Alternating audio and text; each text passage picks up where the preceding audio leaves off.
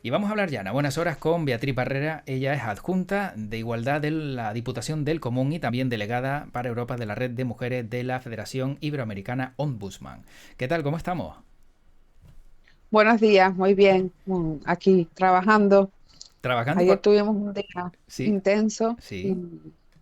y bueno, hoy estamos en el despacho. Ayer estuvimos visitando un punto de encuentro familiar Ujú. que precisamente como resultado de una actuación de oficio por nuestra parte, queremos conocer pues cómo están funcionando los puntos de encuentro familiar, algunos especializados en violencia, otros son puntos de encuentro familiar en los que tienen personal destinado solamente a los casos de violencia de género.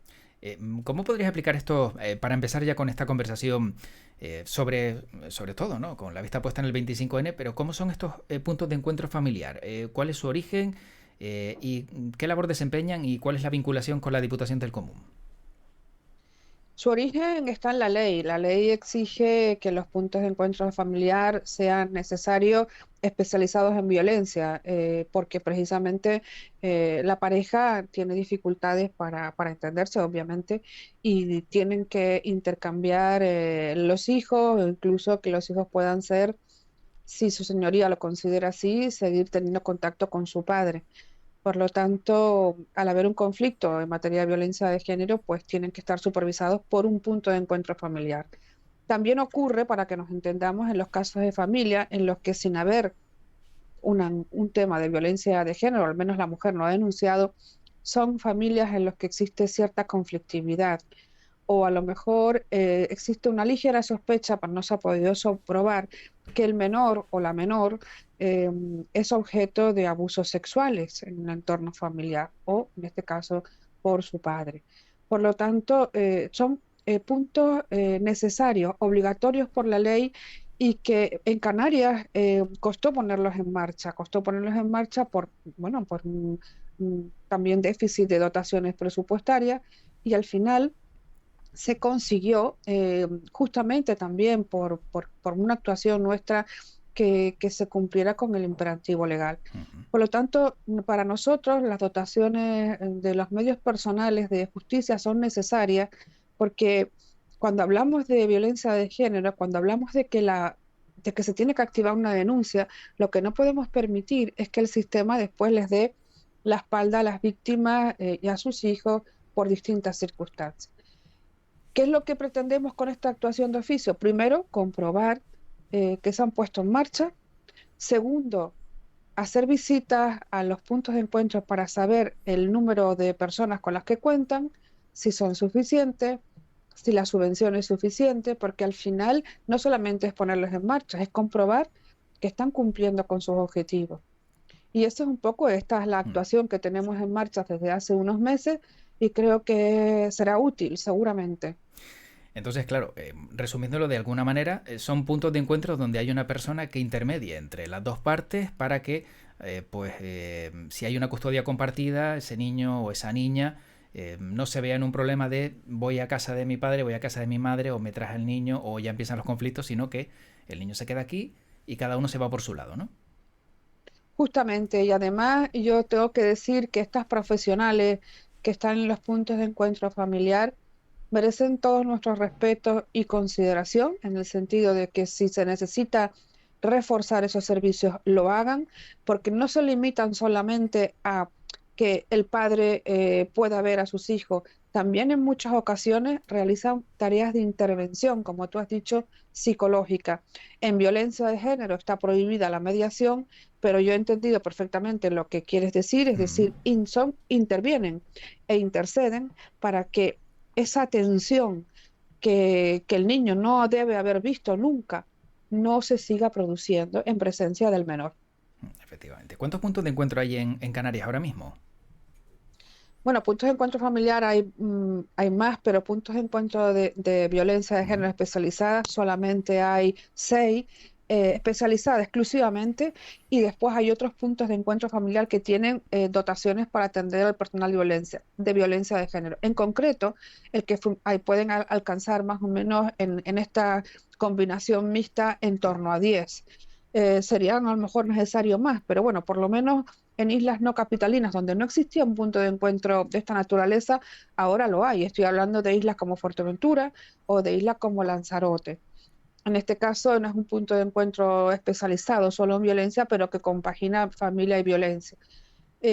Yo soy donde no había nada hay, yo creo que Mm. hay que seguir avanzando, hay que ser, eh, comprender que ha costado implantarlo, también han habido muchas dificultades, eh, también presupuestarias, incluso legislativas respecto a competencias, si lo lleva justicia, lo lleva a servicios sociales, pero al final lo que yo me quedo con el dato positivo, existen ya y en todo caso lo que tenemos que ahora analizar es si es necesario reforzarlos, mejorarlos o incluso complementarlos. Entonces, claro, si hay 6, ¿hay alguna isla donde todavía, aunque no sea capitalina, no encontramos este punto de encuentro? No, no, digo, hay especializados, Sí. pero siempre Ah, vale, hay vale. puntos de encuentro familiares que atienden casos de violencia. Por lo menos me quedo con eso. Es decir, lo que sí es verdad es que, por ejemplo, en el caso de Lanzarote, que lo fuimos a ver ayer, combina familias con violencia.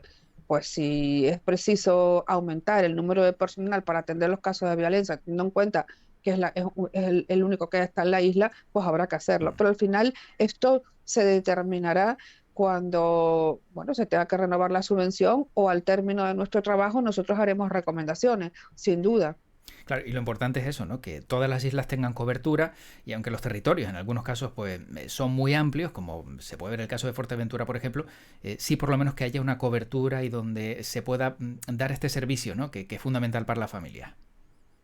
Es fundamental. Mm. Bueno, llega el Así que te 20... agradezco que saques este tema. La verdad es que, bueno, te lo apunté yo Sí, y pero lo bueno. apunté yo involuntariamente, pero es que Mm. me quedé de verdad admirada del trabajo de estos profesionales. Y sobre todo, sí, también aprovecho para decir que nuestra adjuntía no se queda en el despacho. O sea, yo no estoy trabajando en el despacho, por supuesto, porque al final lo que tenemos que hacer, y siempre lo he dicho, tenemos que salir a hacer calle, tenemos que ver, tenemos que porque el papel al final lo aguanta todo. Entonces yo tengo que ver lo que está ocurriendo Mm. realmente en la calle, igual que en los servicios de acogida, igual que en las dependencias policiales. Es un trabajo que tenemos que hacer. Y además que es la mejor manera de recibir toda la información, porque siempre con intermediarios se queda algo atrás, no quiero decir que no hagan su trabajo, o cuando vemos a lo mejor información a través de los medios de comunicación, a lo mejor no se recogen todas esas reclamaciones. Yo supongo que en esa visita, en el día de ayer, seguramente esos profesionales o esas profesionales le habrán dicho algo a Beatriz Barrera que valora ya de cara al próximo año. Sí, nos han dicho que su servicio es esencial, que es necesario que la subvención no se recorte, que es necesario que la subvención en todo caso se aumente y que en la mayoría de los gastos de estas subvenciones que aporta justicia van destinadas al personal. Entonces, porque al final el material, digamos, de oficina muchas veces se ha otorgado mediante donaciones. Es decir, el mayor costo se lo lleva el personal porque precisamente lo que necesitamos es un personal especializado, psicólogas, abogadas, y eso al final a los profesionales hay que pagarlo. Claro, sin duda. Bueno, con la vista puesta en el 25N, el próximo viernes, día de la eliminación contra la violencia de la mujer, ¿qué mensaje mandan desde la Diputación del Común? Bueno, lo que más se demanda desde la Diputación del Común o nos demandan a nosotros es la supervisión del sistema, que es lo que nosotros hacemos.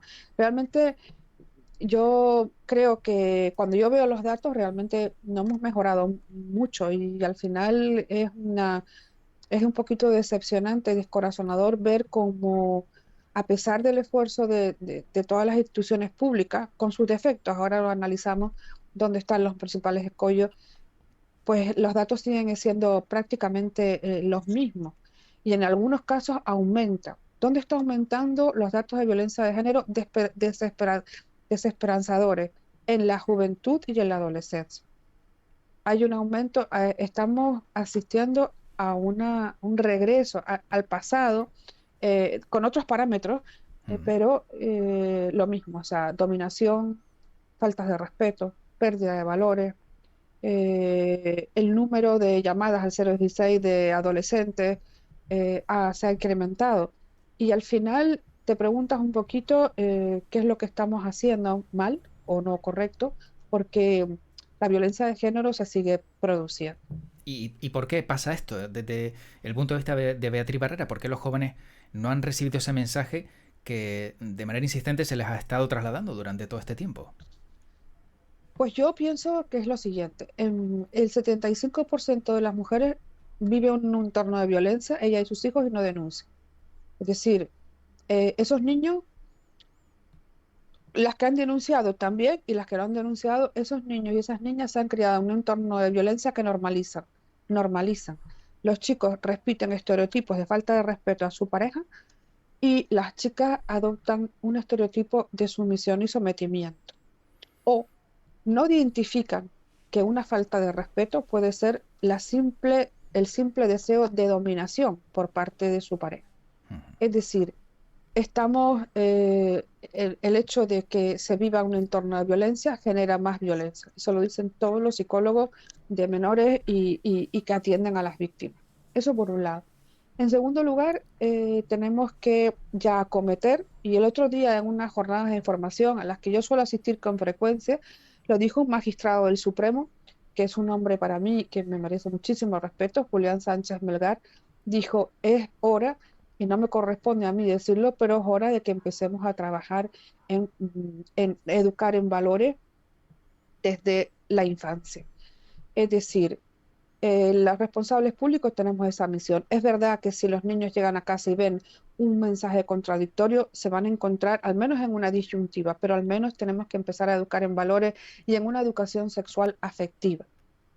Yo creo que ahí es donde tenemos que empezar a trabajar. Y los menores ahora mismo son un problema muy, muy, muy grave. Lo vemos en las últimas noticias que salieron. El 80% de los niños que sufren abusos sexuales en su entorno familiar no lo dicen. Es decir, que tenemos, ni lo dicen, ni somos capaces a veces de detectarlo. Sí. Y si somos capaces de detectarlo, el sistema no está del todo preparado para abordar esa problemática.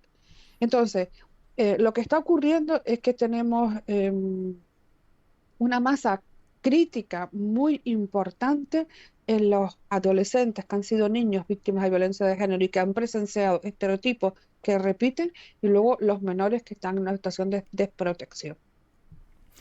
Qué difícil, ¿eh? Sinceramente, estoy escuchando a Beatriz Barrera y se le pone uno el nudo en el estómago simplemente por intentar visualizar, ¿no? Todos esos casos y todas esas circunstancias y lo difícil que tiene que ser pues el que todos esos menores tengan que vivir con ese peso, ¿no? Y no solo ellos, sino también Perdón, ahora su familia. estoy recibiendo interferencias, no sé por qué.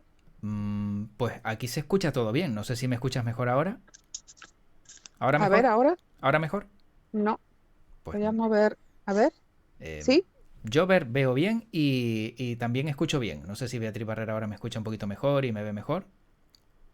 No te escucho bien, pero intento entender lo que me quieres decir. Vamos a ver. Vale, no, simplemente decía que es duro ver a todos esos menores y a todos esos niños que lo han sufrido y pensar, ¿no? En cómo puede ser esa vida, ¿no? Pues con tanto dolor encima. Pues sí, yo la verdad es que cuando yo digo, dentro de poco vamos a terminar, bueno, dentro de poco, el próximo año termina nuestro mandato en la Diputación del Común. A mí me ha pasado muy rápido porque mi cometido era poner en marcha la adjuntía, donde no existía un, un- un altavoz para la ciudadanía, decir que existimos, y ahora veo que el reto está en empezar a abordar la supervisión de las políticas públicas en materia de educación sexual afectiva, que por cierto, hemos abierto una actuación de oficio porque se aprobó una PNL en el Parlamento por unanimidad de todas las fuerzas políticas para que el gobierno pusiese en marcha políticas de educación sexual afectiva que al menos podría contribuir a empezar a trabajar en este sentido. Ujú. Bueno, ha dado el resultado de que al menos la Consejería de Educación nos ha contestado que efectivamente está en una planificación en marcha con una dotación presupuestaria y de personal, que es una alegría, porque al final nosotros lo que hacemos simplemente es ser un poco de mediadores entre lo que pide el Parlamento, lo que pide la ciudadanía y lo que el gobierno tiene que hacer. Entonces, creo que hay que empezar a trabajar en ese sentido, y ese sería nuestro reto de futuro, para intentar ver si al menos los números se disminuyen. Es una política a medio largo plazo, o sea, yo creo que hay que empezar ya para empezar a recoger los frutos, no el año próximo, sino en un periodo al menos de 4 o 5 años. Mm. Bueno, en plena vorágine de la ley del solo sí es sí, claro, llega el 25N y yo no sé qué opinión le merece a Beatriz Barrera como adjunta de Igualdad todo lo que está pasando con esta norma y todo el caos mediático que se ha montado. Pues yo me voy a apartar del caos mediático para como, con- pros- dar mi opinión con carácter general. Cuando ocurren este tipo de cosas, está claro que la ley tiene alguna contradicción técnica que produce un efecto no deseado. Y digo efecto no deseado porque la voluntad de la ley era otra. Y además creo que ha sido un trabajo muy importante y que era necesario hacer. Dicho esto, no tenemos que llevarnos las manos a la cabeza si a lo mejor produce un efecto técnicamente no deseado. Cuando digo no deseado, digo que lo analicemos con calma, a ver si exactamente es así o solamente ocurre en determinadas circunstancias. Y en este caso, la Fiscalía General del Estado recientemente ha publicado unas instrucciones de lo que se debe seguir, al menos en lo que se refiere al cuerpo de fiscales, y el Tribunal Supremo, la Sala Segunda del Tribunal Supremo, que es la sala por excelencia que ha sentado jurisprudencia en perspectiva de género en nuestro país, más allá incluso de los avances legislativos y de la que nos tenemos que sentir especialmente orgullosos y orgullosas, va dentro de poco a resolver unos cuantos casos que ya han llegado al Supremo y va a establecer las líneas generales de interpretación. Si terminada con esto, todavía siguen habiendo escollos y resquicios en los que siga habiendo una dificultad técnica, si es necesario modificar los tipos máximos o mínimos, como se llama, según se mire, de la ley en determinados tipos penales, pues habrá que hacerlo. Entonces, creo Pero que digo, sí, sí, pero es la respuesta. calma. Sí, exactamente, es la respuesta además más sencilla que veo, que si hay que modificar algo, se modifica y tampoco se entiende que haya que señalar a los jueces por hacer su trabajo, por darle la interpretación que ellos han encontrado en esa ley, ¿no? Yo creo que no es la solución, esa, verás. Yo de verdad te digo que la judicatura hay siempre una batalla por juzgar con perspectiva de género, es decir, aplicar sistemáticamente instancias inferiores esa doctrina del Tribunal Supremo de la que de verdad yo creo que nos tenemos que sentir orgullosos, como yo, por lo menos no existe otra en el derecho comparado de nuestro entorno. Dicho esto, habrá algún operador judicial que a lo mejor no la aplica como debiera, pero muy bien, pero eso no es una generalidad. Ujú. Entonces, analicemos los casos, esperemos a la doctrina del Supremo o a la jurisprudencia del Supremo, atengámonos a las instrucciones que ha dado la Fiscalía General del Estado, recientemente, creo que ayer ya se aprobó, bueno, y esperemos a ver qué casos quedan pendientes que no tienen solución más que una reforma legal. ¿Considera Beatriz Barrera que en este 25N vamos a ver un poco emborronada la jornada justo por todo lo que está pasando con este, vamos a decirlo así, embrollo mediático, ¿no? Y esa puesta en duda del Poder Judicial. Pues yo espero que no, porque sinceramente aquí lo que tenemos que tener muy presente es que las víctimas no quieren esto. Las víctimas y sus hijos lo que quieren es tener un sistema público sólido, unido y que le dé respuesta a sus necesidades más inmediatas. Las víctimas no están en estas peleas, no Ujú. lo están. Sin Solo duda. quieren protección, unidad y una respuesta rápida del sistema. Nada más.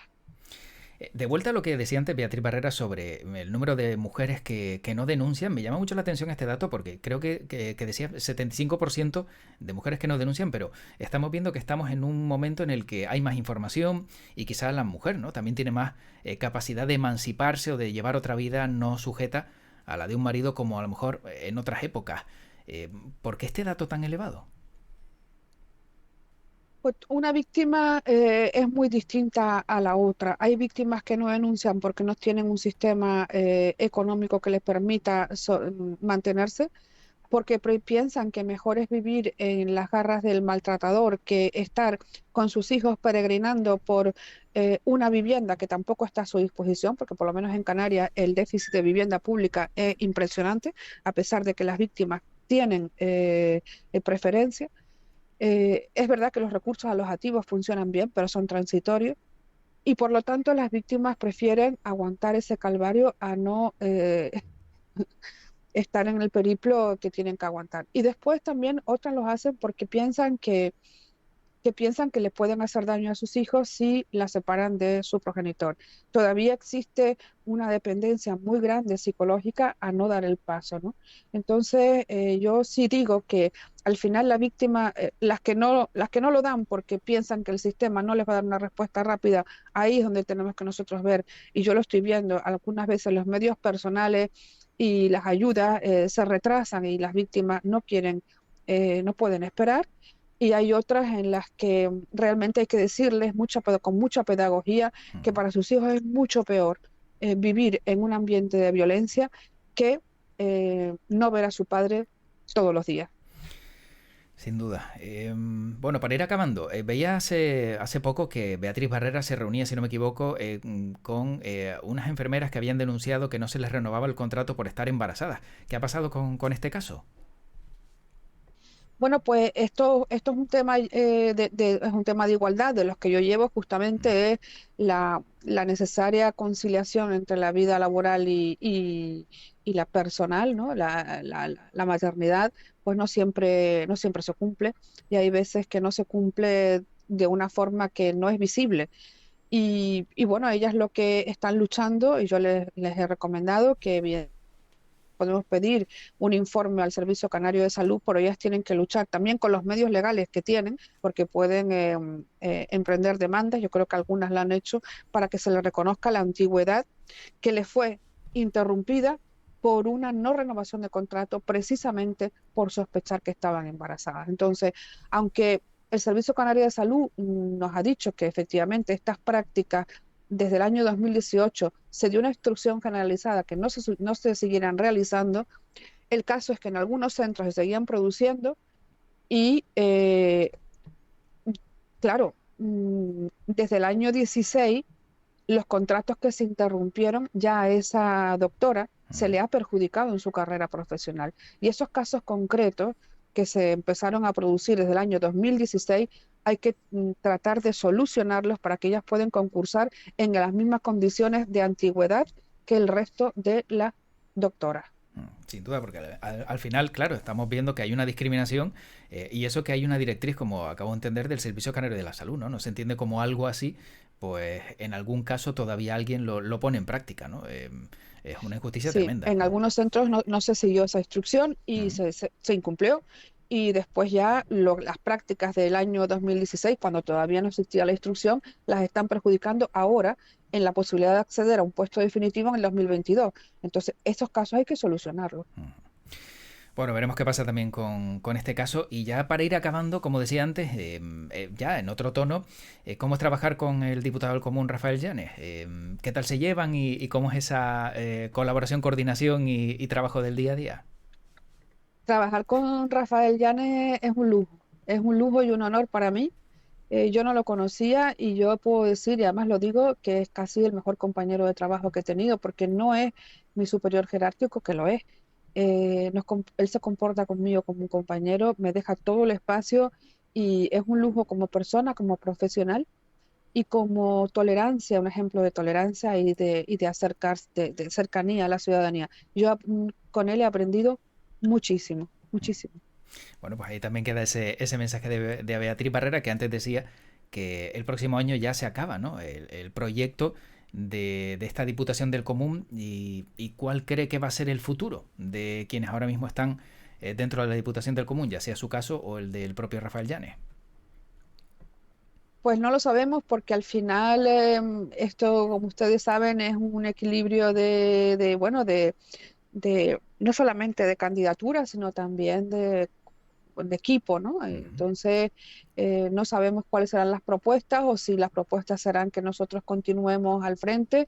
A mí me ha gustado muchísimo y claro que sí, me gustaría continuar porque bueno, pues porque aquí hay mucho por hacer. De todas maneras, yo me siento satisfecha de que al menos en la Juntilla de Igualdad, donde no existía una necesidad de justificar por qué la ley nos contempló como una juntilla especial, Hoy yo lo único que deseo es poder, cuando me marche, poner encima de la mesa los datos que justifican que efectivamente esta adjuntía era necesaria. Sin duda. ¿Se le queda algo por hacer a Beatriz Barrera en este periodo que, como indicaba, pues si toca su fin y no hay continuidad, no haya podido sacar adelante y se le quede ahí esa espinita? A mí me gustaría, o sea, a mí me gustaría que los temas de justicia, no me refiero al funcionamiento a la juzgar con perspectiva de género, me refiero que las dotaciones judiciales de- del sistema, que es necesario que funcione para que las víctimas no se sientan en el proceso sola, es importante. Me refiero a los medios personales y materiales de todo lo que gira en torno a la administración de justicia, ya sea las dotaciones de los institutos de medicina legal, de las unidades de valoración, eh, como los puntos de encuentro familiar. Y luego me gustaría que los sistemas judiciales fueran más ágiles Ujú. para que las víctimas pudiesen tener de forma inmediata y cuanto antes un futuro claro respecto a qué hacer con ese maltratador y a sentirse más protegida. Eso por un lado. Y segundo, me gustaría que se empezara a conectar la violencia de género con los menores, porque creo que trabajar la violencia de género sin conectarla con los medios judiciales y la problemática de la infancia y la adolescencia es como trabajar en, no trabajar de forma coordinada. Yo creo que esta juntía tiene que tener relación, una relación más estrecha con esa problemática. Claro, que la cadena no pierde un eslabón que podría ser el de los menores, ¿no? Exacto. Bueno, hay una sección en el programa que se llama El Quejómetro. Y claro, la Diputación del Común pues recibe muchas quejas del exterior, pero a mí me gustaría saber si en este caso Beatriz Barrera tiene alguna queja que nos quiera dar a conocer como ciudadana, como, no sé, como adjunta. ¿Tiene alguna queja Beatriz Barrera que nos dé a conocer en el programa? Yo, Sí, como si es en lo personal, o a mí sea, me, porque hay quejas de todo a mí tipo. me gustaría, no, no, no, es muy sencilla. Mm. A mí me gustaría que la administración comprendiera que nosotros no somos el malo o la mala de la película, sino que somos un elemento necesario, somos mediadores. Si la administración comprendiera, nos escuchara, nos contestara, incluso yo muchas veces hago por sentarme con los cargos públicos y explicarles, por Dios, no tienes más que hacer esto. Contesta a la ciudadanía, darles una esperanza. Somos servidores públicos, Que, todos, todas. que conozcan y respeten, ¿no?, la Diputación del Común y la Esa es labor que mi queja. desempeñan, sin duda. Esa es mi queja, que Mm, cada vez, que no siempre, cada vez nos respetan más, pero es que tienen que mm, comprender que somos aquí un elemento necesario de la cadena. sin duda. Pues Beatriz Barrera, Junta de Igualdad de la Diputación del Común, gracias por esta conversación. Creo que ha sido bastante instructiva y bueno, les deseamos lo mejor también de aquí al futuro, que seguramente volveremos a hablar en un tiempo no muy lejano. Muchas gracias, hemos sentido muy a gusto y le agradezco la labor que ustedes hacen, porque los medios de comunicación para nosotros son esenciales. Sin duda. Un fuerte abrazo, a cuidarse. Chao.